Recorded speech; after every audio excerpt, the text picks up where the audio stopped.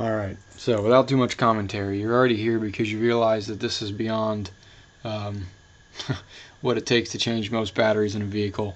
This is a 2005 Saturn relay, V6, very similar to the Chevy models and Pontiac and even a Buick, I believe, so a lot of GM variations. Battery was bad, I believe it was the original, AC Delco. I've already dropped in the new one. What I'll tell you, when you're taking out the old one,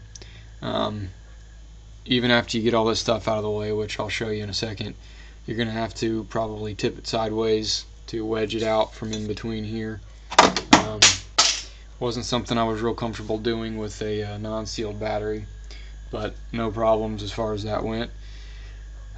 Alright, so first off, like most batteries, back here you see the bolt and the little rubber spacer keeper, whichever we want to call that, keeps the battery snug in the battery box. That's a 13mm bolt. You're going to need a 13mm socket for that, and a nice long extension. You're also going to need 10mm sockets for this little nut here for the fuse panel, as well as the nuts on both of the positive and negative terminals. Make sure you clean those off real well before you put everything back together. You can see some of the crud and dust from where I cleaned them off after I put the new battery in. So, like I said, you already see that. I bolted that back down in there.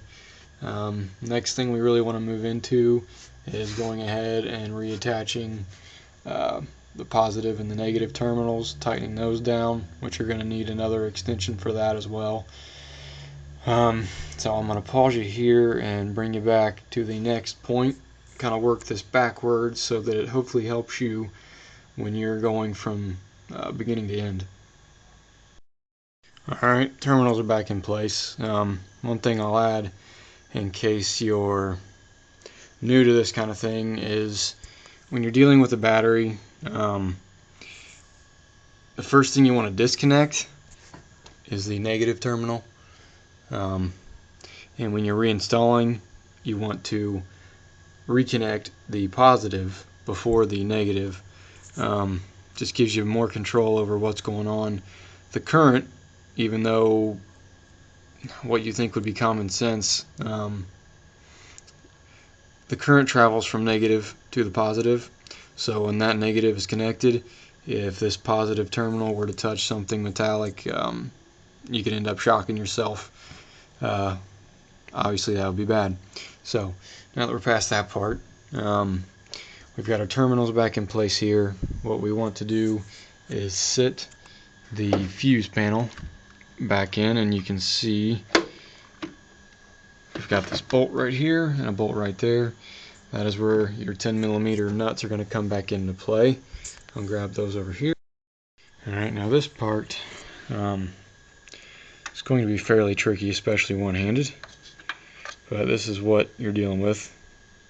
Little nut with a fixed washer.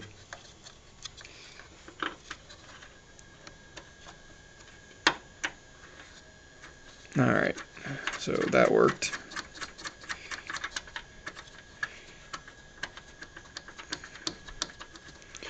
Alright, that dude started. I'll go ahead and bolt both of these on, and this is the part where you want to have that 10mm boxed or open-ended wrench to speed things along.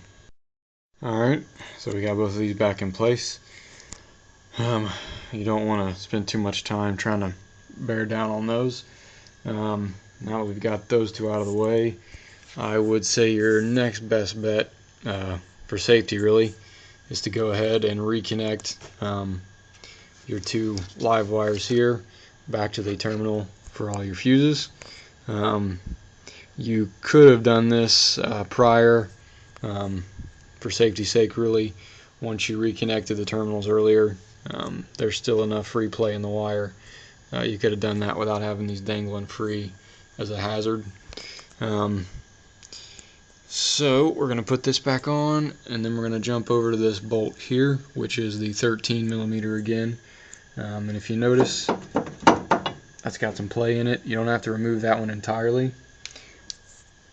But what we do is we pick this back up after we reconnect these other wires, and we're going to slide them over into place right here. Alright, so we're back to the 13mm socket. These are the small bolts that are actually holding this arm in. We'll get both of these bolted down, snug them up, and then you'll move back here, snug that back down because you don't have to actually remove it entirely, and then you're really just left with putting the fuse cover back over, and you're ready to go. One more thing I'll add, you're not supposed to have to do it. These batteries are charged and ready to go from the store or factory, however you want to put that. But I would recommend that when you buy this, if you are able to, put it on a trickle charger. Let it run until the battery charger says this battery is completely full. If you've ever ridden a bike, you're probably familiar with that. Some batteries are ready to ride and some aren't. The battery essentially will never reach any higher of a charge than what it was at the first time you put that initial load on it. So if possible, before you fire this up, drop it on a charger, wait till it tells you this thing is complete, and fire it up from there, and hopefully you'll get as much life out of this as you possibly can. Hopefully this helped.